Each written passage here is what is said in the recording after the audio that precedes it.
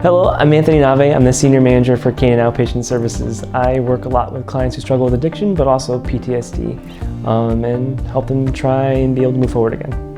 PTSD is not necessarily what everyone always thinks of as just the traumatic events themselves, because you can go through traumatic events and not have PTSD. The way PTSD develops is you go through these terrible events and you get stuck there. So you have this natural fight, flight, or freeze feelings and responses that help you get through and survive.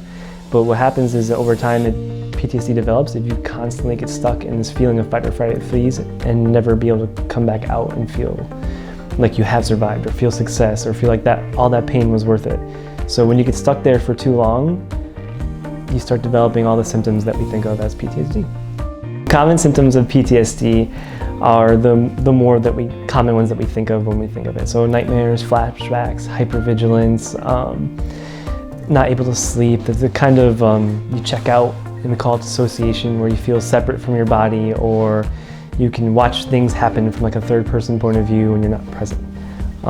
Those are the more common ones. But I think more often than not, what you see in clients, because it is a spectrum, is something as simple as I don't trust others, I can't be vulnerable with my feelings, I constantly get into these bad relationships and I don't know why, but that's the brain trying to work itself out with only pieces of broken information. So it's going to keep putting you in dangerous situations with unhealthy relationships, hoping for a different outcome. But unfortunately, over time, what happens is you just keep getting the same bad outcome, and it just reinforces these ideas about yourself that you can't be loved, or you'll always be alone, or you're on your own. And so those are more common. And people who struggle with sleep, they don't realize too that if you're a light sleeper, it's not always just like chalk it up to insomnia or chalk it up to depression or pause. It's more, you can't go into a deep sleep because your body doesn't want you to go into it, be unaware of what's happening around you. Some common causes for PTSD are the ones that are always talked about. So the combat veterans that go overseas, or you see examples of physical violence or sexual violence at home or here in the community.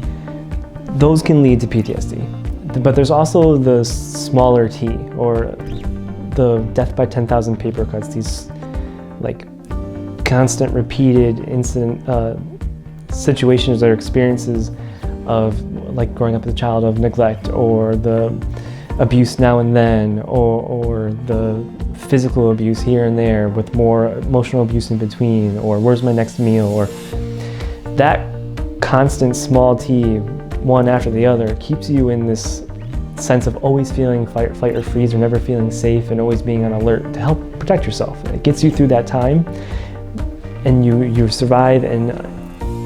But as a result, because you're constricted in fight, flight, or freeze, you develop PTSD. PTSD can lead to addiction because of those symptoms, right? If I can't sleep, or I get nightmares, or I get flashbacks, or I always feel anxious on an edge and I can't shut down or turn off that fight, flight, freeze response, you'll try and find ways to do it. And a lot more often than not, a lot of clients or people struggling with PTSD will go to substances to get that relief.